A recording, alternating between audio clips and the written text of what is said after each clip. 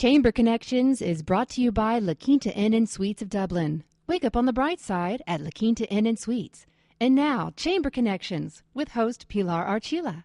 Hello everybody, I'm Pilar Archila, Pure Gold host, and I'm sitting here with LarrySchenck. How are you today? I'm doing great, Pilar.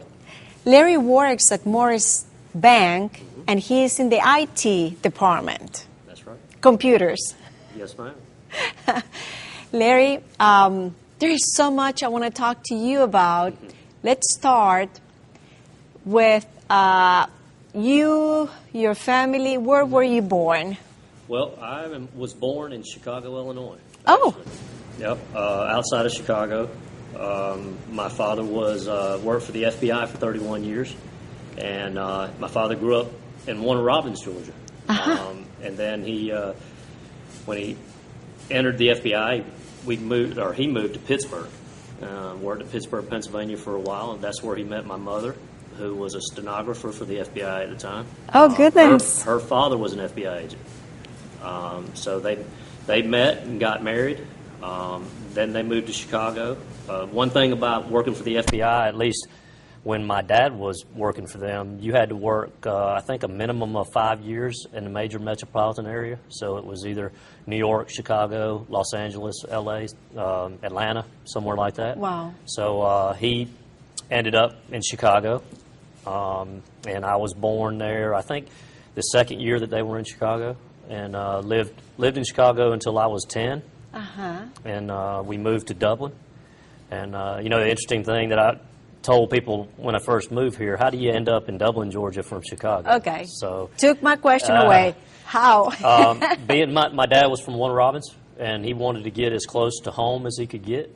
And the only job available in the FBI was actually in Dublin. So we moved to Dublin, I believe it was in 1976. So, people ask me where I'm from. I've grown up in Dublin pretty much. I've gone to, elementary school, most of elementary school, junior high and high school. So I grew up in Dublin, although I was born in Chicago. So. How was it for you growing up with a father, your parents being in the FBI? It wasn't so bad. I joke with him now. I figured out after a long time he was just a glorified pencil pusher. He had to do a lot of paperwork. The one thing that we've had several discussions about it before, that the difference between today and when my dad was an FBI agent, people just don't respect law anymore. I agree with you 100%. Yeah, and back during the days of J. Edgar Hoover, when he was in charge of the FBI, for whatever reason, if two guys in black suits came knocking on your door, you pretty much did whatever they want to, whatever they asked you to. Right. But today, people just don't respect law enforcement anymore, and it's sad. And I'm certainly glad that my dad's not an FBI agent anymore. So. Yeah. But he, like I said, he did it for 31 years, and he's got a lot of interesting stories to tell. Some I've heard, some I haven't heard. But right. Yep, it's interesting. He's enjoying retirement now. Is he retired here in Dublin? He is. He and my mother both retired here in Dublin, and trying to get around as much as I can to 9 grandchildren. Oh, that is great. Yeah. How many children, how many brothers and sisters do you have? I'm the oldest, and then I have a sister who's next, and then 2 younger brothers. So there was 4 of us. 4. Growing up, yep. Goodness. All 4 of us went to Dublin High, and all 4 of us went to college. One thing, I have a lot of respect for my mom and dad, that they were able to raise 4 kids and at least help 4 kids make it through college. So yes. That's something I have a lot of respect for, since I have 2 kids right now, and you know how hard I know that is. what's ahead. So that's something I know they're proud of, and we're also very proud of. Yeah, you know what?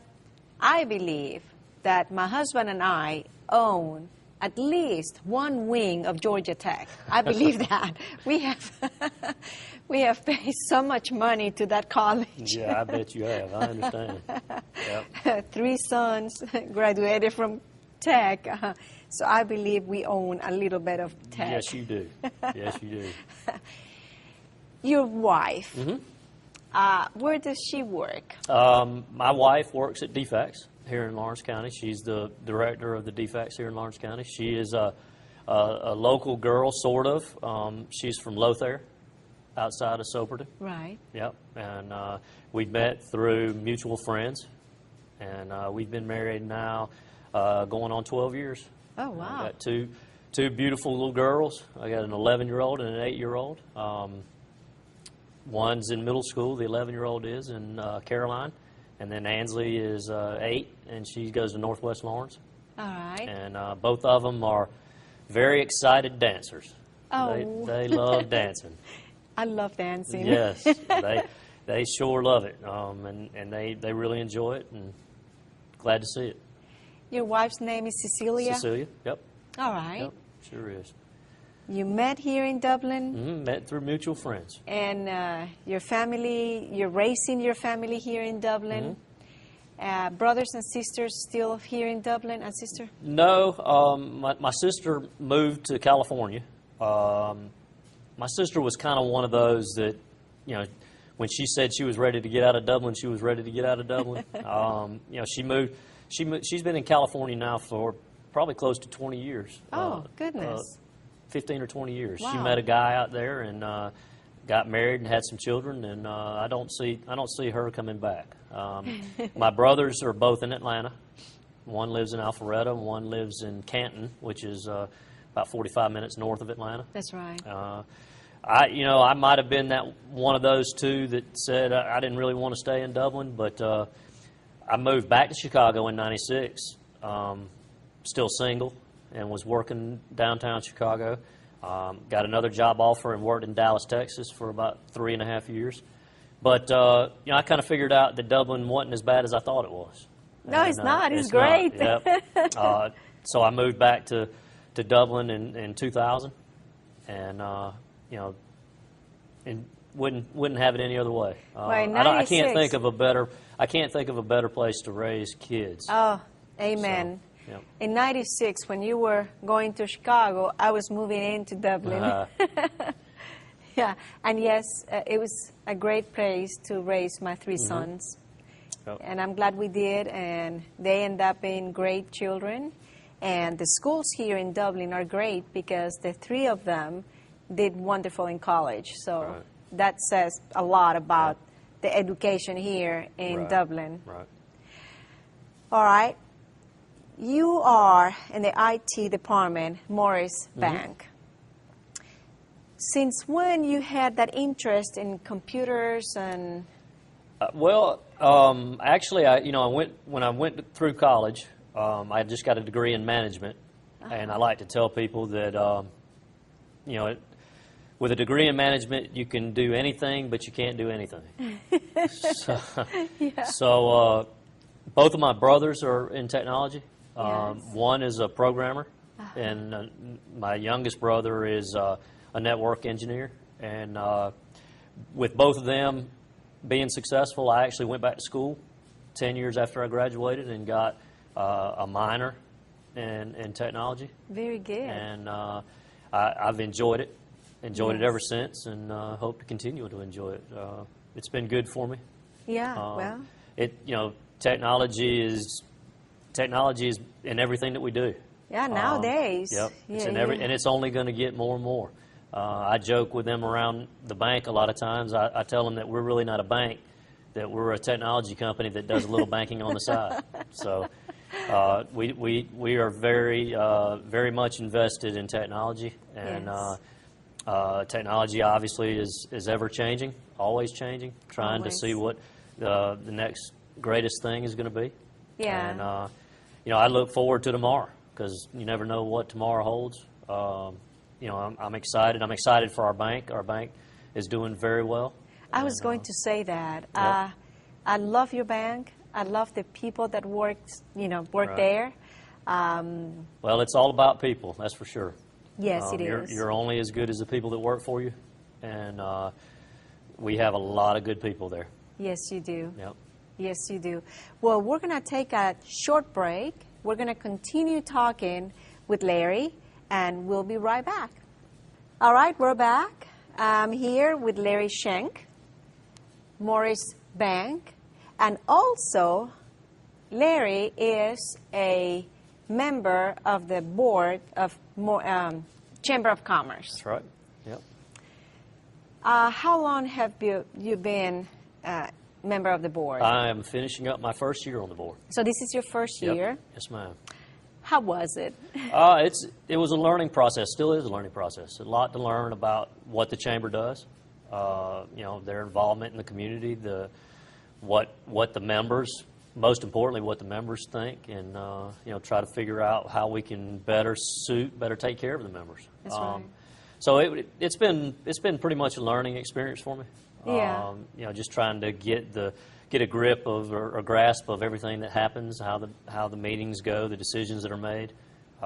So I've enjoyed it. I've enjoyed it. How many years a person is supposed to be? Yep, the typical is 3 years. 3 years. 3 so years, I guess so the first year you're learning. Learning and then. Yeah, you try to contribute where you can, but you know, I tend to live by an old saying that it's better to be quiet and thought a fool than to open your mouth and remove all doubt. so more times than not, I love it. You know what? I kind of kept quiet because I don't want people to know exactly who they're dealing with a lot of times. So. I have heard so many things, but you know what? I've never heard that before. That's right. Words live by. I like that.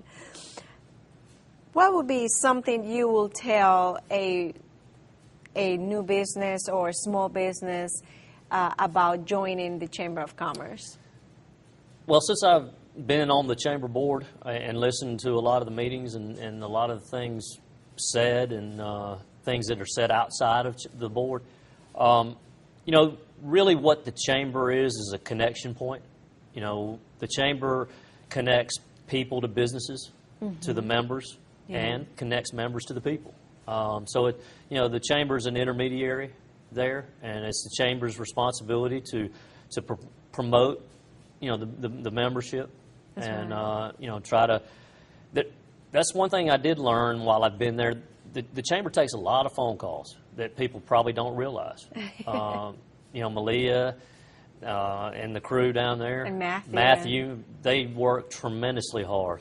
You know, they answer calls all day. Where can I find an insurance company? Where can I find a mobile home dealer? You know, they take calls all the time, and that's something I think that a lot of businesses or members of the Chamber kind of lose sight of. Really, the first place that a lot of people from out of town call is the Chamber of Commerce. That's right. You know, who can I talk to about this or that? And they work very, very hard on that. Yeah. I know that you and Beth Crampton are in you know, members of the board of directors, right. But at the same time, you're in charge of the website. Website development, yes. That's something that Beth and I both have kind of have a passion for, but obviously with me and my technology background and working for the bank, it's something that I can lend a little help to and not be too much of a hindrance. But, you know, the website has been around, the Chamber website, for a while. Yes. It needs to be refreshed, needs some new looks.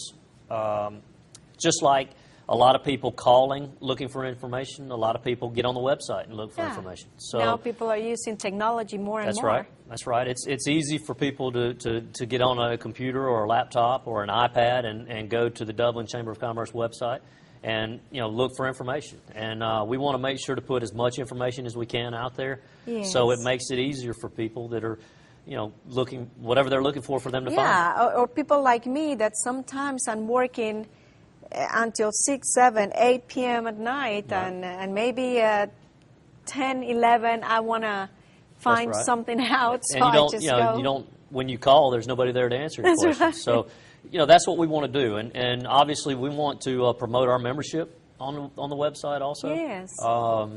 You know, anything we can do to get our members more recognition, that's what we're trying to do. And also, at the same time, make it user-friendly for anyone new to the community, to Dublin and Lawrence County. And, you know, hopefully we're growing. Hopefully, we'll continue to grow. You know, we're seeing new industry come into town, and with new industry, it'll be new jobs, and with new jobs, new people, and the new chamber, people need to know things about our town. That's right. The chamber becomes an important facet of all that.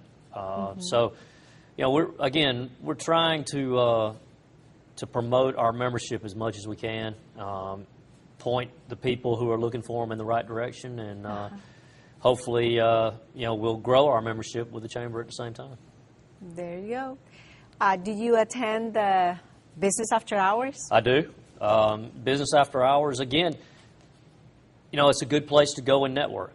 Again, the connection thing. We're trying to connect, but at business after hours, you're talking about members connecting with members in a lot of cases. I'll be honest with you, I talk to a lot of the banks that are there. From the technology side, we're really not in competition with each other. Oh, yeah. We're trying to make sure that we do the best we can for our bank, and if a bank across the street is doing something different, we'd like to know about it. And what's nice is that all the banks speak very freely, which is good. We can run ideas past each other and see what the best way is. So. That's the neat thing about this community. Everybody is like together, helping each other, and we have a lot of great community banks in town. Yes. And all of them are doing very well, and we're glad to see it. Yes. We're glad to see it. But business after hours is a good place to get out and meet people and talk to people. And you might be surprised. You might talk to somebody that you thought wouldn't give you any information. They'll be glad to talk to you. I heard that you went to the retreat. Yep. What did you learn there? Well, me being the first year on the chamber, this was a real eye-opener for me. They had an excellent speaker come in who goes all over the country and talks to chambers.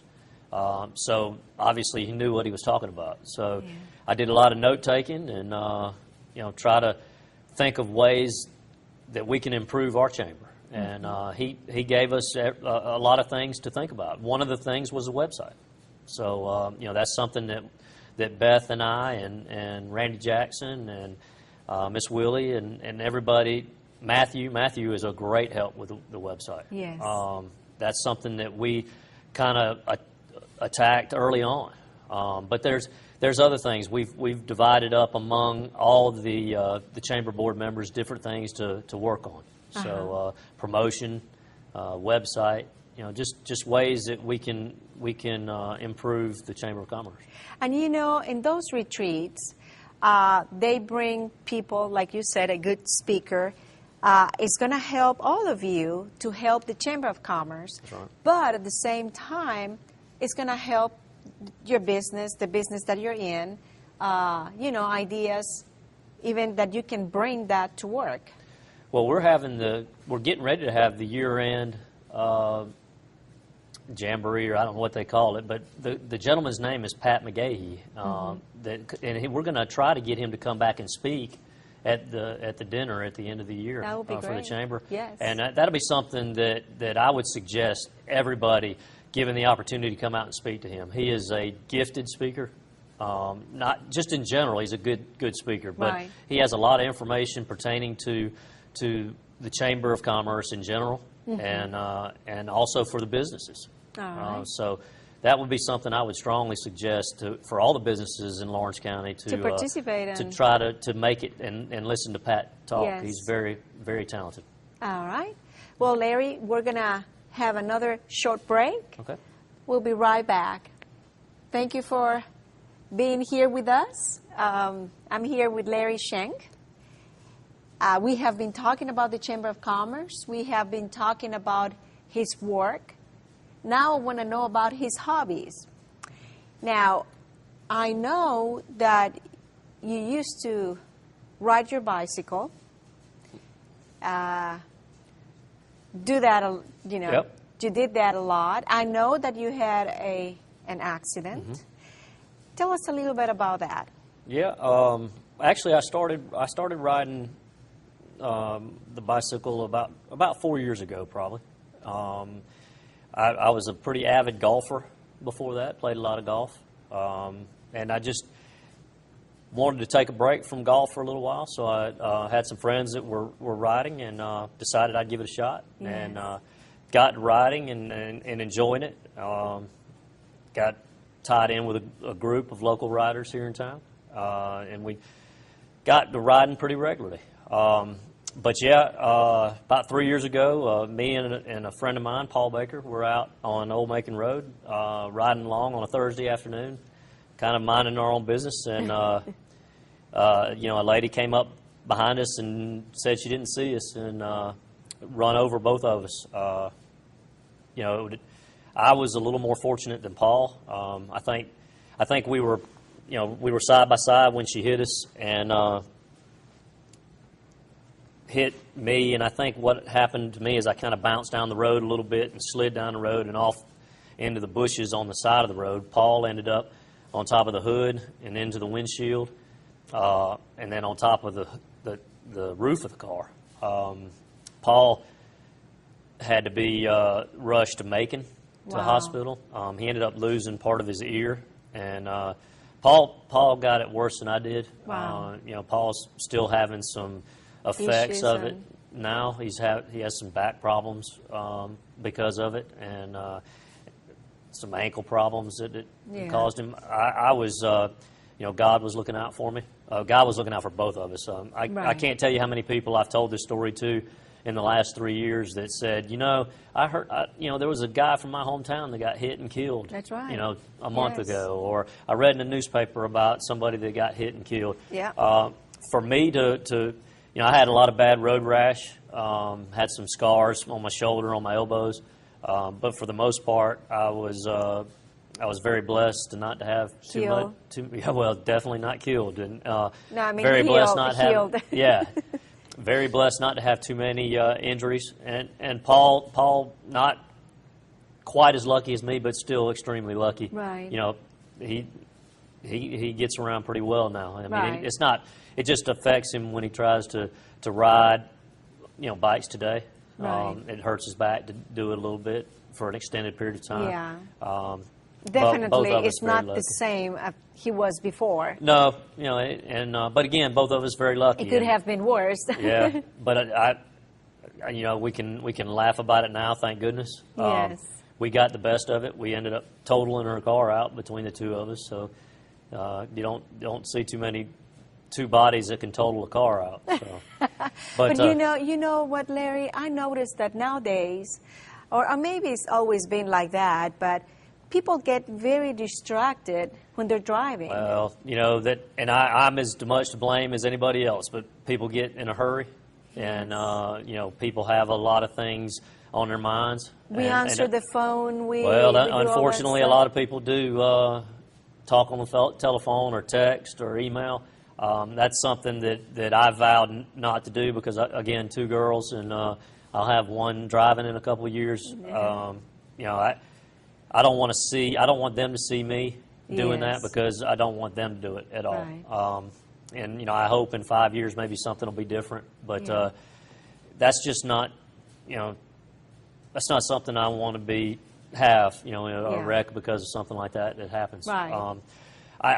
I mean, again, being guilty, you know, I find myself daydreaming or messing with the radio or something and end up on the side of the road. And, you know, truth be known, if there would have been a bicycle there, I'd have hit them. Exactly. So, you know, people, please, you know, pay attention.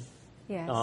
Look out for people on the road. There are a lot of people that ride bikes in Dublin and Lawrence County. There are a lot of people that run on the side of the road. And, you know, I realize that people are in a hurry and they have places to go, but you know, try to look out for those folks. That's right. Yeah. My husband is one of them. He runs and he likes his bicycle, and sometimes he goes to work in his bike. Right, so, right.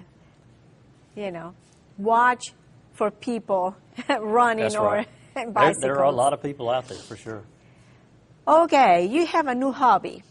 Well, I changed. Well, it kind of includes bicycles. Again, this group that I was riding with, there were 3 or 4 or 5 of them that did triathlons. So what is that exactly? Well, a triathlon is a combination. You do it all at one time of swim, bike, and run. all three at one time. And that sounds interesting. It is. It's a lot of fun, but it's a big challenge.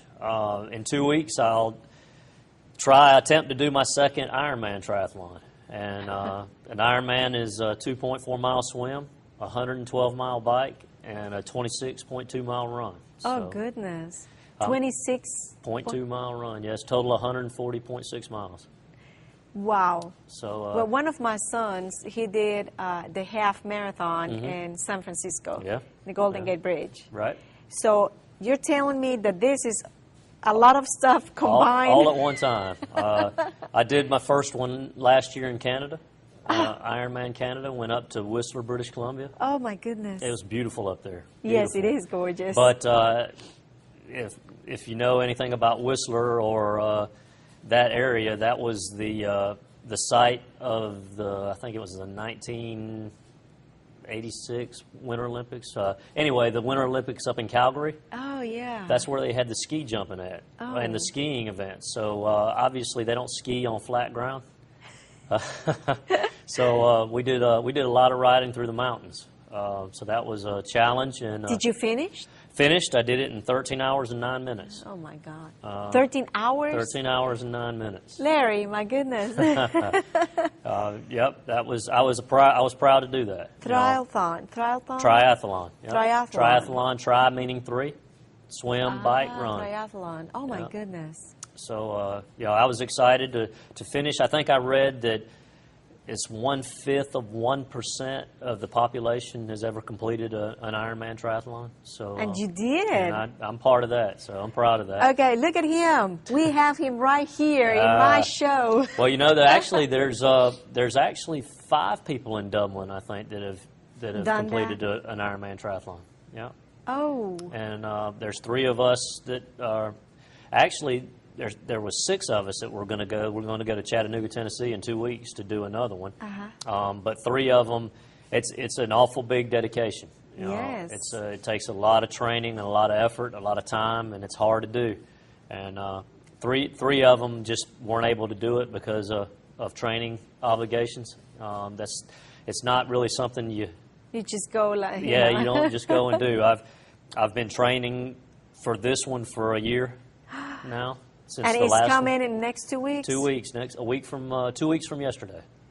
2 weeks from yesterday. We need to talk afterwards and see how. You might give me some time to recuperate, and I'll come back. But it's exciting. It's a lot of fun. A lot of people say, "Why would you do that?"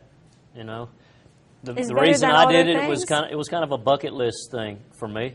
Yes. It's one of those things. I wish now I would have done it 20 years ago.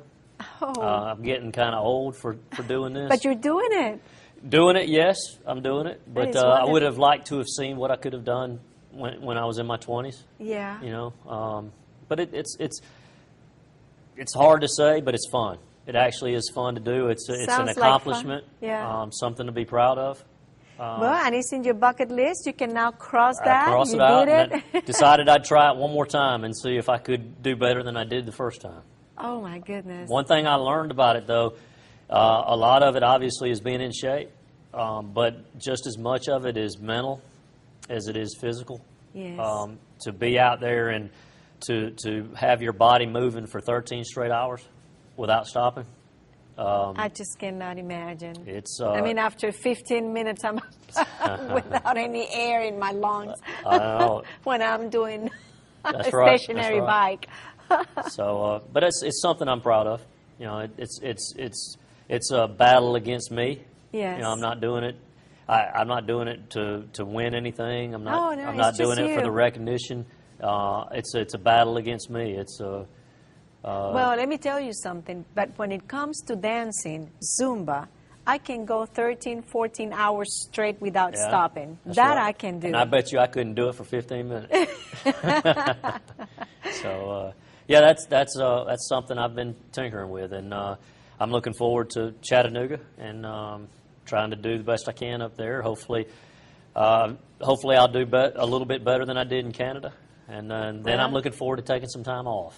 Well, let me tell you, I'm very proud of you. Well, thank you. And I learned today something that I did not know about you. Yep. I didn't know that. Yeah. Well, there is always something. That's you right. know. You got to learn something new every day, don't you? Yes. That's right. I really appreciate you coming I appreciate you having me. being here with me. And I really appreciate all of you watching. And Larry, I cannot wait to hear about your. Well, I look forward to maybe coming back and telling you about it. Yes. That's right. Please, by all means. I will. And thank you so much. All right. And until next time.